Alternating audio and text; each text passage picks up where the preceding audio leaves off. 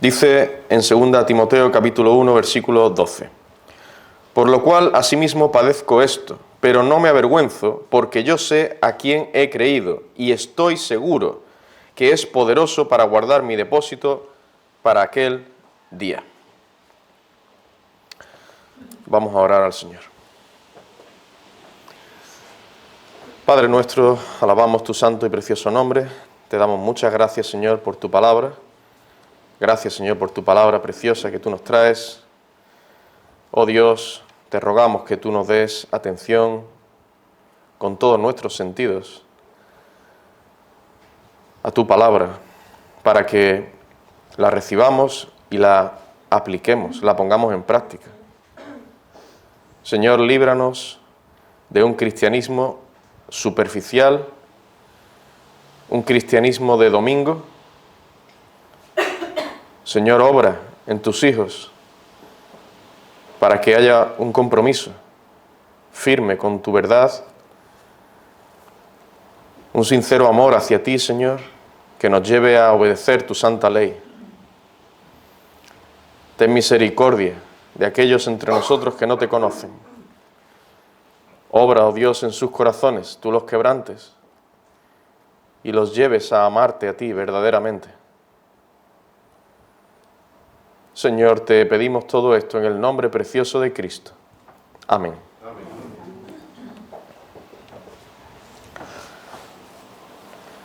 En esta serie sobre las doctrinas de la gracia que estoy trayendo, hasta aquí hemos considerado la depravación total del ser humano, la elección incondicional, la expiación limitada, la gracia irresistible. Y en el último sermón comenzamos a ver la perseverancia de los santos. En el mensaje anterior vimos, en primer lugar, una definición de esta doctrina. La doctrina de la perseverancia de los santos se puede definir en muy pocas palabras. Una vez salvo, siempre salvo. Es decir, el verdadero creyente no puede perder la salvación. Esto es lo que nos enseña la Escritura. Los que parecía que eran creyentes y con el tiempo se van al mundo y mueren en sus pecados y no se arrepienten, es que no eran creyentes. Estaban manifestando que realmente no eran verdaderos creyentes. Porque aquellos en los que el Señor obra, Dios los guardará, perfeccionará su obra hasta el día de Cristo, los salvará, ciertamente. En segundo lugar, vimos la perseverancia de Dios. La perseverancia de Dios en guardar, sostener, preservar en la fe a aquellos que ha rescatado de las tinieblas. Es el Señor, por su gracia infinita, quien no solo nos da vida espiritual, sino que también nos sostiene, nos ayuda, nos fortalece a lo largo de toda nuestra vida en esta tierra para que podamos perseverar en la fe de nuestro Señor Jesucristo. En última instancia es Dios quien nos sostiene, nos guarda, nos fortalece, etc. Así que toda la gloria tiene que ser dada al Señor. Bien, continuamos viendo, en tercer lugar, la responsabilidad de los santos. La palabra de Dios nos enseña que los santos, o sea, los verdaderos creyentes, los santos no son los que la Iglesia Católica Romana declara como santos. Los santos, según vemos en el Nuevo Testamento, en las Escrituras, se refiere a todo verdadero creyente. Pues bien, la Escritura nos enseña que los santos tenemos una responsabilidad. No podemos decir lo siguiente, no podemos decir esto. Bueno, como es Dios quien va a perfeccionar su obra en mí, como Él me va a guardar por su poder, como nadie puede arrebatarme de la mano de Cristo, pues ya puedo estar tranquilo. No tengo por qué hacer uso de los medios de gracia, como son, por ejemplo, la oración o la lectura de la palabra de Dios. No tengo por qué preocuparme por los ataques del diablo. No tengo que preocuparme por las tentaciones. Puedo hacer lo que quiera.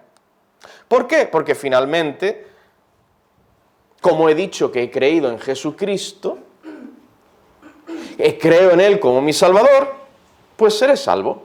Dios me va a guardar en la fe, haga lo que yo haga. Así que yo, tranquilo. Además, el pastor lo dijo muy claramente en el sermón pasado, en el último sermón. No se va a perder. Ningún creyente se perderá. Así que yo, hacer lo que yo quiera.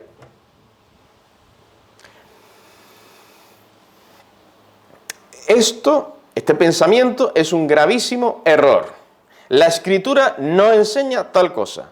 Un verdadero creyente no debería pensar así. Y si alguien que dice ser cristiano piensa de esa manera, tendría que plantearse si verdaderamente ha nacido de nuevo. Si alguien que dice ser cristiano piensa así, tenemos motivo para poner en duda que en verdad sea un hijo de Dios. Porque un verdadero creyente no piensa así. ¿Cómo que voy a hacer lo que yo quiera? Y Dios me guardará. No. Querrá obedecer al Señor. Y guardarse de caer en el pecado, de caer en las tentaciones, etc. Pero fijaos qué dice la palabra al respecto. Vamos a ir a las Escrituras. Nos enseña la palabra de Dios que los creyentes tenemos esta responsabilidad de perseverar en la fe. Pues sí. Dice la palabra de Dios, primera de Pedro, capítulo 1, versículo 5. Primera de Pedro 1, 5. Dice que sois guardados por el poder de Dios, sí, pero sigue diciendo, mediante la fe. Somos guardados por el poder de Dios, pero dice mediante la fe.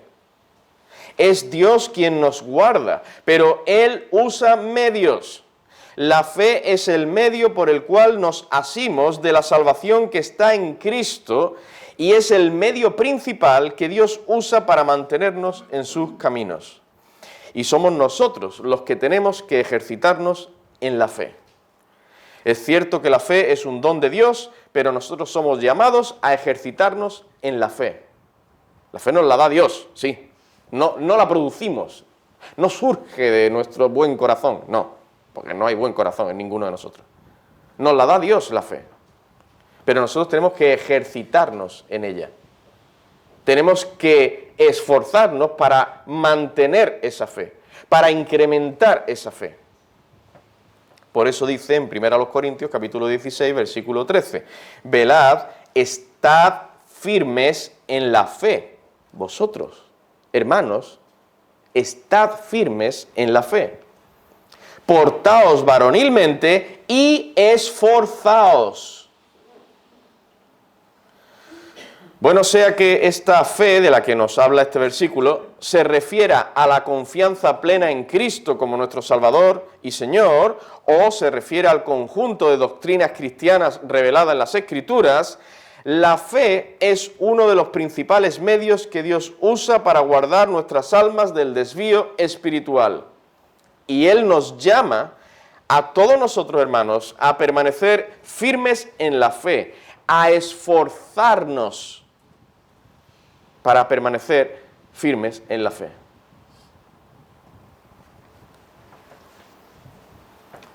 Yo digo que soy creyente, voy a los cultos, eso sí, y ya automáticamente yo voy a permanecer firme en la fe. Y Dios ya me guardará. No, hermano. Tú y yo cada día tenemos que esforzarnos. Hay que realizar un esfuerzo mental, físico. Hay que apartar tiempo para permanecer firmes en la verdad, en la fe. En 1 Timoteo capítulo 4, versículos 7 y 8 dice: desecha las fábulas profanas y de viejas, ejercítate para la piedad, porque el ejercicio corporal para poco es provechoso, pero la piedad para todo aprovecha, pues tiene promesa de esta vida presente y de la venidera. El ejercicio corporal es algo bueno, es algo bueno. Pablo no dice que no sea provechoso, dice que para poco es provechoso, pero es bueno, pues, tener cierto ejercicio corporal. Tenemos que cuidar nuestro cuerpo, el cual es templo del Espíritu Santo. Pero ese ejercicio corporal no es lo más importante, no es lo que más aprovecha. Hoy en día la gente le da demasiada importancia al ejercicio corporal y los creyentes tenemos que guardarnos de no caer en esa idolatría al cuerpo, porque hoy hay verdadera idolatría al cuerpo, en muchas personas. Tenemos que recordarnos a menudo lo que nos dice este versículo que hemos leído. Lo más importante es ejercitarnos para la piedad. Y es una responsabilidad que tenemos tú y yo. Tenemos que perseverar en el uso de los medios de gracia y todo para aplicar la palabra de Dios en nuestras vidas y así poder glorificar a nuestro Padre Celestial y de esta forma estaremos guardando nuestras almas. Juan 15:8 dice, en esto es glorificado mi Padre, en que llevéis mucho fruto. Hermanos, llevar mucho fruto es principal y básicamente para la gloria de Dios. Lo dice aquí. En esto es glorificado mi Padre, en que llevéis mucho fruto. Es decir, que obedezcamos al Señor. Llevar fruto es obedecer los mandamientos de Dios, ser fieles a Él en todo lo que Él nos ordena. Pero no es solo para la gloria de Dios, es para guardar nuestras almas también.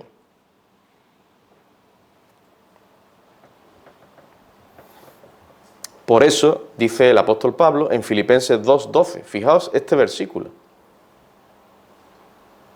Filipenses 2:12, por tanto, amados míos, como siempre habéis obedecido, no como en mi presencia solamente, sino mucho más ahora en mi ausencia, ocupaos en vuestra salvación con temor y temblor.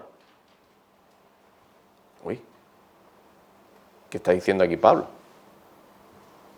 Ocuparnos en nuestra salvación. ¿Qué significa esto? Bueno, no nos está diciendo que nos ocupemos en hacer cosas para alcanzar la salvación. O sea, como que Pablo le está hablando a incrédulos, ¿no? Y le está diciendo, oye, ocupaos en hacer algo, obedecer algo, para poder llegar a ser salvo, para llegar a ser creyente. No, no está diciendo esto Pablo.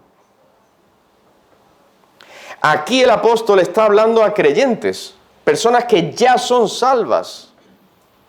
El Señor nos dice que nos ocupemos en esa salvación que ya tenemos por medio de la fe en Jesucristo. ¿Y qué significa esto de ocuparnos en nuestra salvación? Pues lo que acabo de decir antes, que tenemos que ejercitarnos en la fe, en la piedad, tenemos que esforzarnos por obedecer al Señor en todo, aunque haya cosas que no les guste a nuestra carne, a nuestro viejo hombre, pero tenemos que mortificar nuestro pecado y procurar agradar al Señor y servir al Señor. Y si hemos pecado, tenemos que humillarnos y arrepentirnos de nuestro pecado. Esto es ocuparnos en nuestra salvación. No es procurar ganar méritos como para ser más salvo, no. Es esforzarnos para permanecer firmes en la fe. Esforzarnos para agradar a nuestro Salvador, por amor a Él, en gratitud a Él. Esto es ocuparnos de nuestra salvación.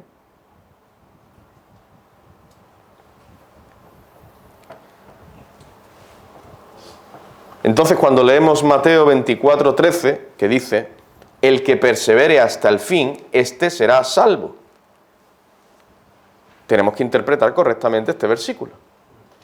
El que persevere hasta el fin, éste será salvo. Es decir, el que persevere hasta el fin estará mostrando que el Espíritu Santo obró en su corazón, que es un verdadero creyente y por eso será salvo. Hermanos, este versículo también nos dice clara y explícitamente que el creyente tiene una responsabilidad, el que persevere. tú y yo tenemos la responsabilidad de perseverar.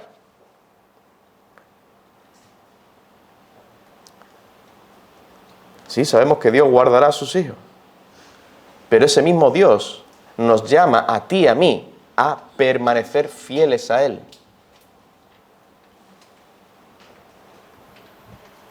Entonces no empieces a hacer cábalas filosóficas, lógicas en tu cabeza, digo, según la lógica matemática o...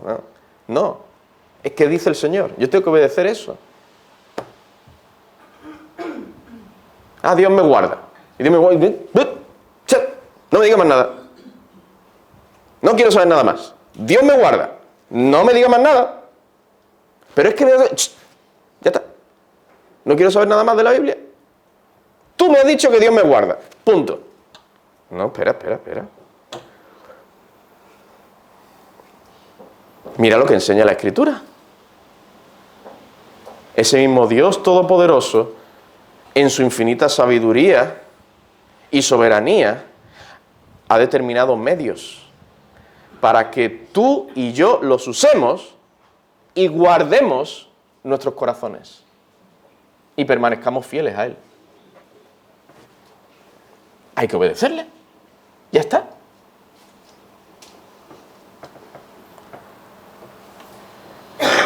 Santiago 4:7. Someteos pues a Dios, resistid al diablo y huirá de vosotros.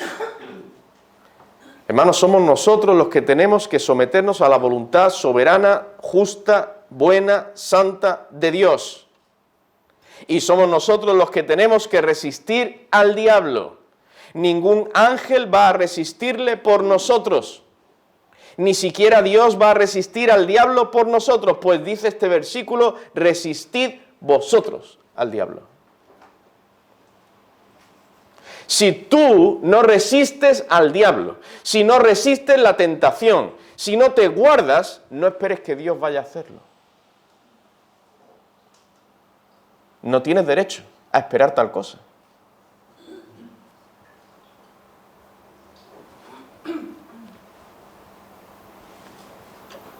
Voy a ir a una discoteca, voy a ir a sitios malos, porque como Dios me va a guardar, pues ya está, no hay problema.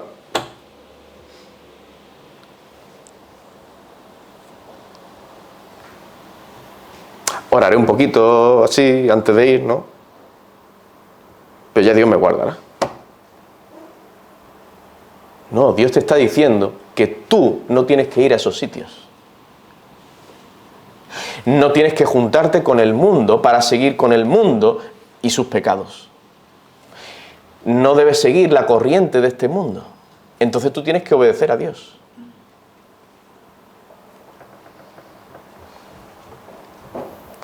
Sí, el Señor nos concede de su poder y de su gracia para que podamos resistir al diablo, pero somos nosotros los que tenemos que hacerle frente con la ayuda del Espíritu de Dios, con la espada del Espíritu, con la palabra de Dios. ¿Cómo vas a resistir tú al diablo si no te empapas de las Escrituras? ¿Cómo vas a luchar tú contra las huestes de maldad, contra las tentaciones, contra personas de este mundo que puedan atacar, quizás no físicamente, pero psicológicamente o, en fin, atacar el cristianismo? ¿Cómo vas a luchar tú, hermano? Si la espada te la dejas en tu casa. ¿Qué soldado sale al campo de batalla sin un arma? Hoy en día no hay espadas. Venga, soldado, ahí, a luchar a la guerra. Y todas las metralletas y las pistolas ahí, a guardar.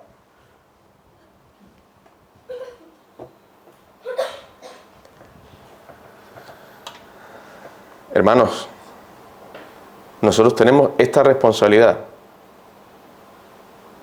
Clamar al Señor, el Señor nos dará de su fuerza, de su gracia, pero tenemos que llevar la espada.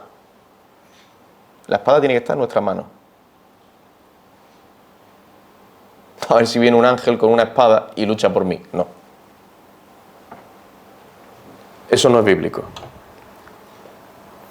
Es evidente Así nos lo enseña la palabra de Dios, que nosotros tenemos una responsabilidad. Nosotros somos los que tenemos que orar al Señor cada día, leer su palabra todos los días, perseverar en la obediencia a sus mandamientos, mortificar nuestros deseos pecaminosos, resistir al diablo, luchar contra las tentaciones, ejercitarnos para la piedad, esforzarnos por amar más a Dios y a nuestro prójimo, procurar agradar al Señor en todo, ser más santos, humildes, pacientes, misericordiosos, bondadosos, etcétera, etcétera.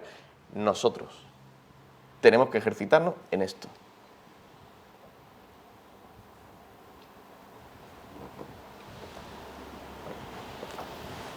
Oye, a mi esposa, una mujer piadosa, y mira, a mi esposa y que está creciendo en piedad y veo que crece en el conocimiento de la palabra de Dios. Vaya, no tengo yo por qué esforzarme tanto, ¿entiendes? No, ¿qué es eso? Cada uno de nosotros tenemos que esforzarnos.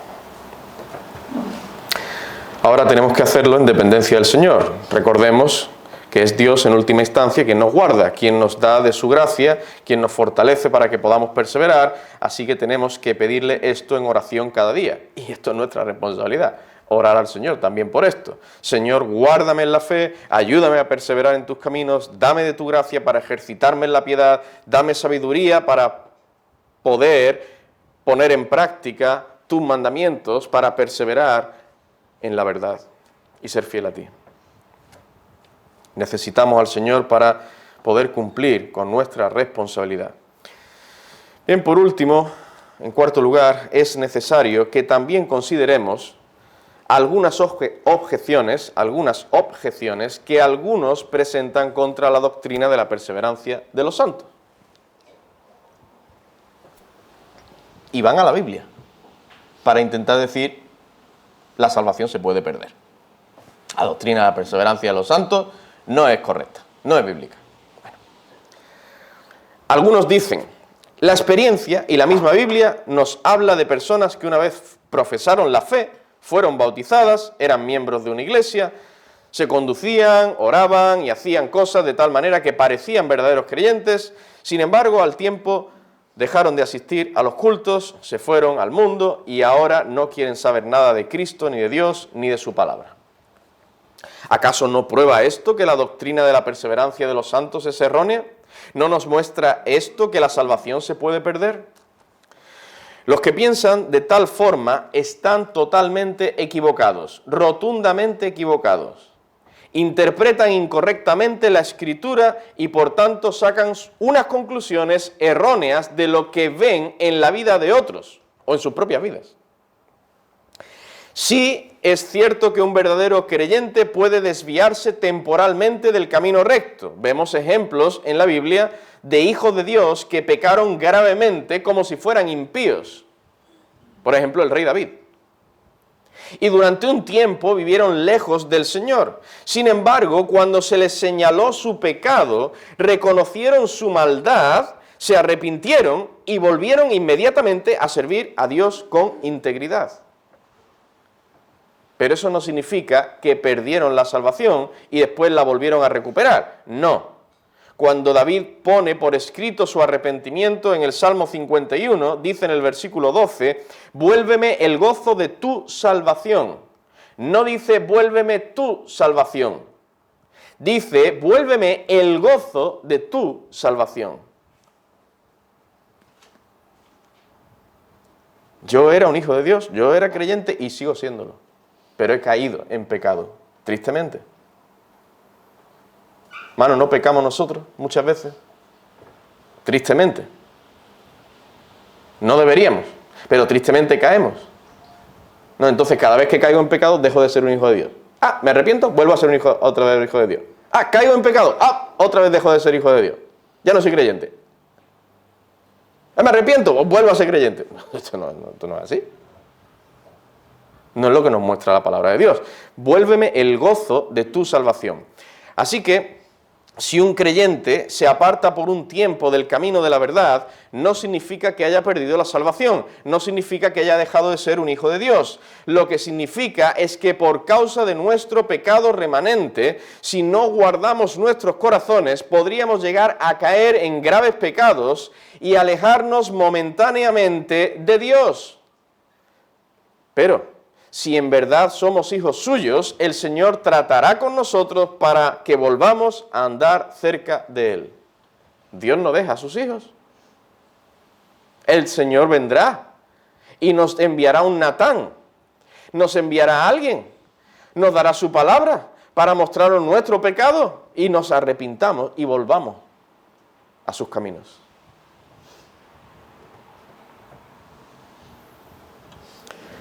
Los que piensan que la doctrina de la perseverancia de los santos es incorrecta, es decir, los que creen que la salvación se puede perder, también citan textos como los siguientes, y voy a citar algunos versículos.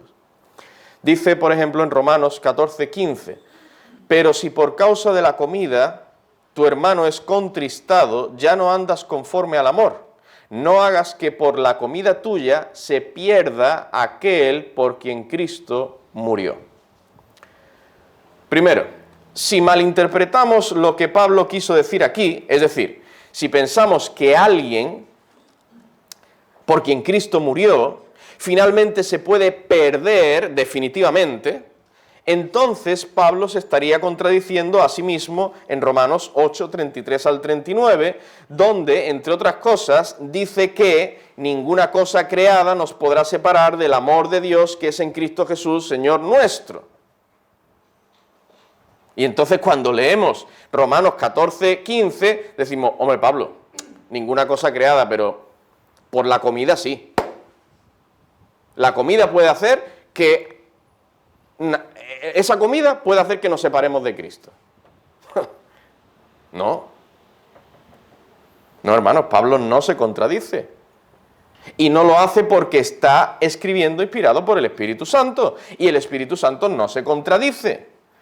Cuando Romanos 14, 15 dice, no hagas que por la comida tuya se pierda aquel por quien Cristo murió, no se está refiriendo a algo que en verdad vaya a suceder.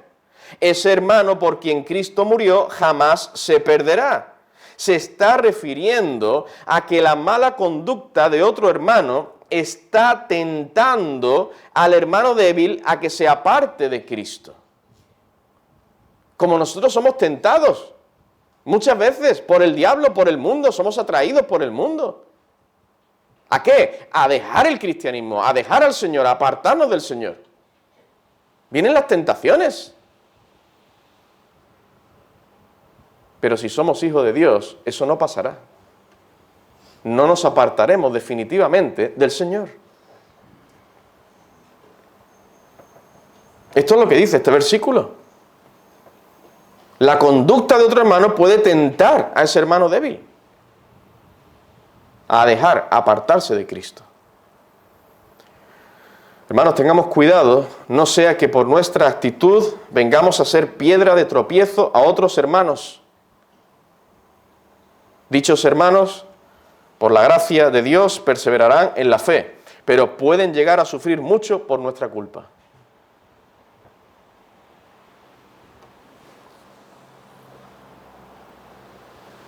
No pongamos piedra de tropiezo.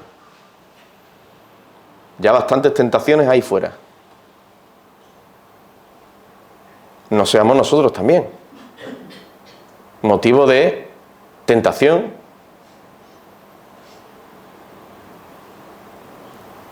Para otros hermanos. Los detractores de la doctrina de la perseverancia de los santos también citan 1 Corintios capítulo 8, versículo 11, que dice ahí. 1 Corintios 8, 11. Y por el conocimiento tuyo se perderá el hermano débil por quien Cristo murió. Y aquí podemos dar la misma explicación que acabo de dar antes. No está diciendo que en verdad eso vaya a pasar. Es decir, que el hermano débil se perderá segura y definitivamente. No. Se refiere a que por causa de nuestro mal testimonio podría llegar podría llegar a perderse ese hermano si no fuera porque el Señor guarda su alma. Además, algún comentarista también dice que ese perderse del que se habla ahí podría referirse a perder temporalmente la confianza, el gozo en el Señor, su conciencia es dañada, herida.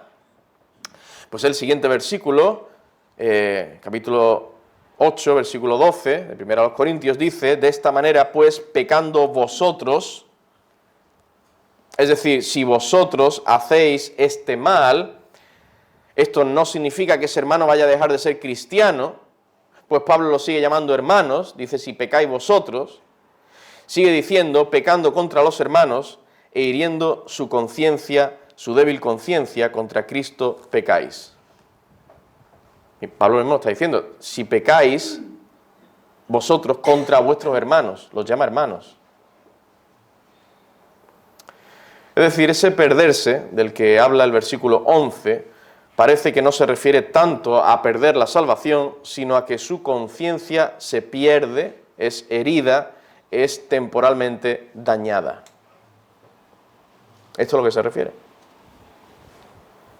Hermano, no podemos coger un texto, sacarlo de su contexto, y por ese texto, que lo he sacado de su contexto, anulo o traigo una enseñanza que es totalmente contraria a lo que enseña la mayoría de la Escritura, el resto de la Escritura.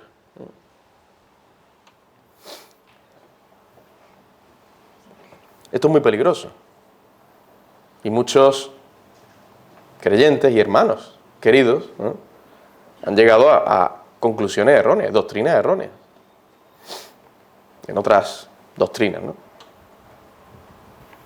El peso de la evidencia es mayor aquí que aquí.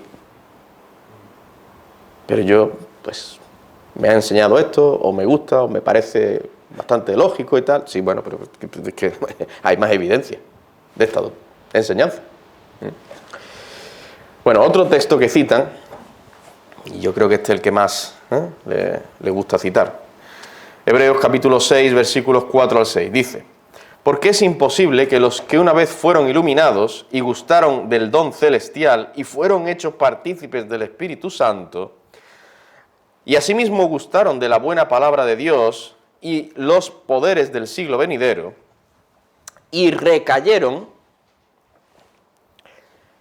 sean otra vez renovados para arrepentimiento, crucificando de nuevo para sí mismos al Hijo de Dios y exponiéndole a vituperio.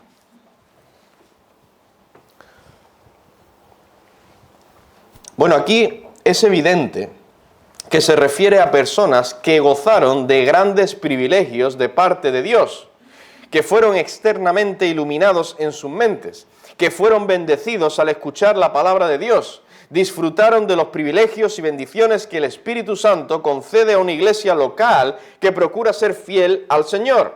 Sin embargo, estas personas de las que habla este pasaje recayeron porque en realidad no eran verdaderos creyentes. Esta es la interpretación correcta. Por ejemplo, Judas Iscariote llegó a gozar de muchos privilegios. Yo creo que ha sido el impío en esta tierra que más privilegios ha gozado. Judas Iscariote. Escuchó a Cristo en persona. Fue enviado a predicar. Vio los milagros que hizo el Señor Jesucristo. Fue bendecido con su sola presencia, la presencia del Señor. Pero sabemos lo que pasó con Judas Iscariote. Nunca fue un verdadero creyente. Y no solo que traicionó al Señor en los últimos días. No es que él metía la manita en la bolsa, le gustaba lo ajeno, apropiarse de lo ajeno. No era un verdadero creyente. Y finalmente se mostró el verdadero estado de su corazón. Gustó de privilegios. pero eso no significa de que era un creyente. Y entonces después dejó de serlo. No.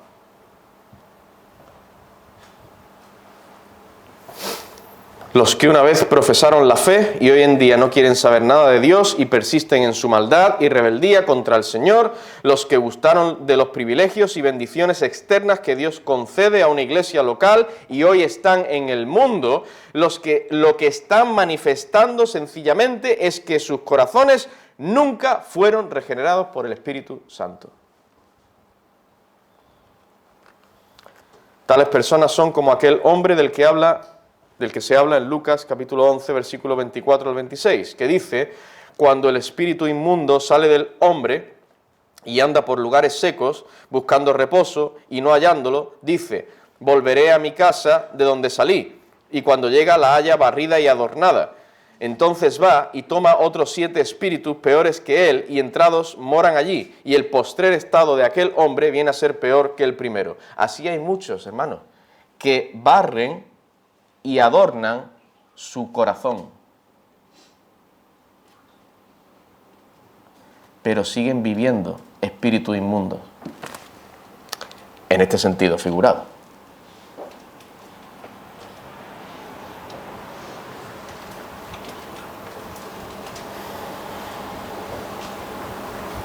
Su casa sigue siendo refugio del mal, del pecado. Ahí sigue viviendo su amo, el pecado.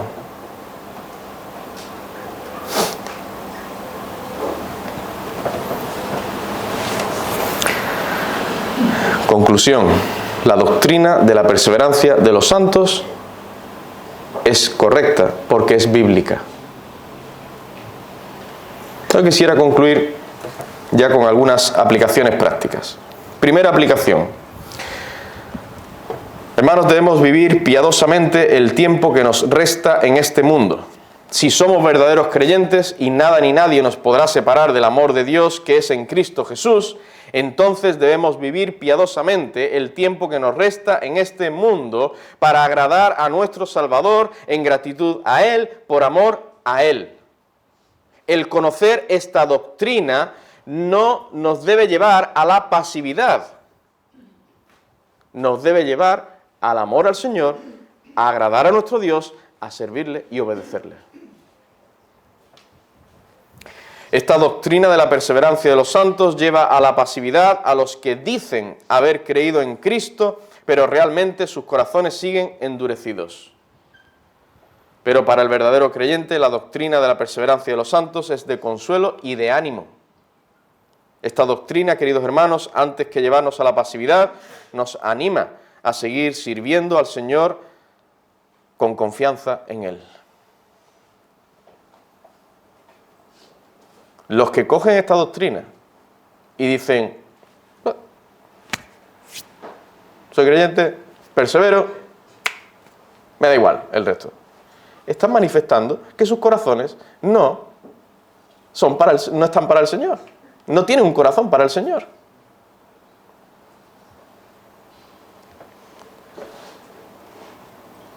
Segunda aplicación: debemos vivir sin temor a los hombres ni a las huestes espirituales de maldad. Dice en el Salmo 118, versículo 6, Jehová está conmigo, no temeré lo que me pueda hacer el hombre. El Señor está con nosotros, nos guarda, no debemos temer lo que otros nos puedan hacer. No debemos temer al hombre.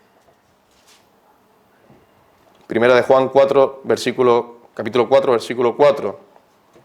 Hijitos, vosotros sois de Dios y los habéis vencido, porque mayor es el que está en vosotros que el que está en el mundo.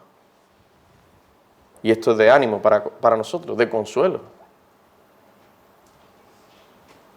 Ay, ¿y qué pasará? Y el diablo, y Satanás, y las huestes, y las tentaciones, y el mundo, y los hombres, y cómo atacan, No podemos vivir en ansiosa inquietud. Tenemos que confiar en nuestro Dios. Romanos 8, 38 y 39, por lo cual estoy seguro de que ni la muerte, ni la vida, ni ángeles, ni principados, ni potestades, ni lo presente, ni lo porvenir, ni lo alto, ni lo profundo, ni ninguna otra cosa creada nos podrá separar del amor de Dios, que es en Cristo Jesús, Señor nuestro. Los hombres y las huestes de maldad podrán dañar nuestros cuerpos, podrán hacernos sufrir, podrán incluso llevarnos a que nos desviemos temporalmente de la verdad, pero jamás nos podrán apartar, separar definitivamente del amor de Dios que es en Cristo Jesús. Hermanos, esto es de gran consuelo para nosotros. Y entonces el saber esto, el tener esta convicción que nos consuela, nos fortalece, nos animará a seguir siendo fieles a Dios y a obedecerle. Y a guardar nuestros corazones, a perseverar nosotros en la fe. Porque es lo que nuestro Dios nos manda y es lo que el Señor quiere. Bueno, hermanos, espero haber puesto este peso en vuestras mentes, en vuestros corazones, y tenemos este deber. El que no ve esta responsabilidad es porque realmente no ama al Señor, no ama a Cristo.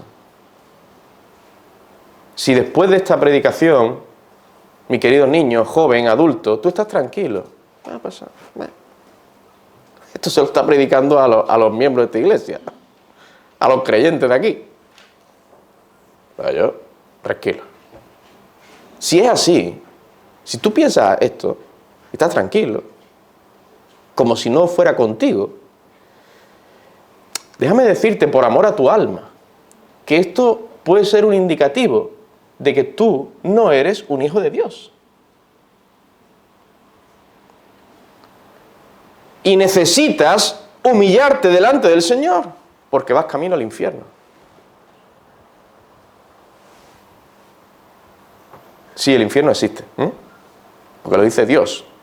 Dios, el Creador, que la palabra de Dios habla del infierno. No solo habla del cielo, habla del infierno también. Y Dios no miente. Dios no miente, ni se inventa las cosas. Lo que Dios dice es así. Por amor a tu alma te digo, arrepiéntete de tus pecados. Cree en el Señor Jesucristo. Confía en el Señor Jesucristo como tu Salvador y tu Señor.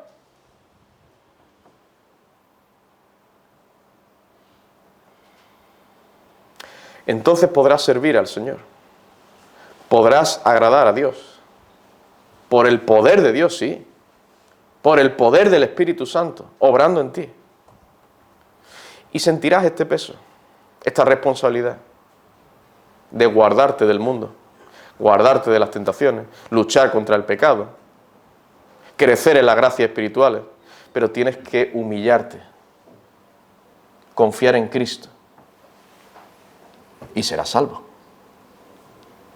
por la gracia y la misericordia de Dios. No irás al infierno, irás al cielo. Qué bueno el Señor.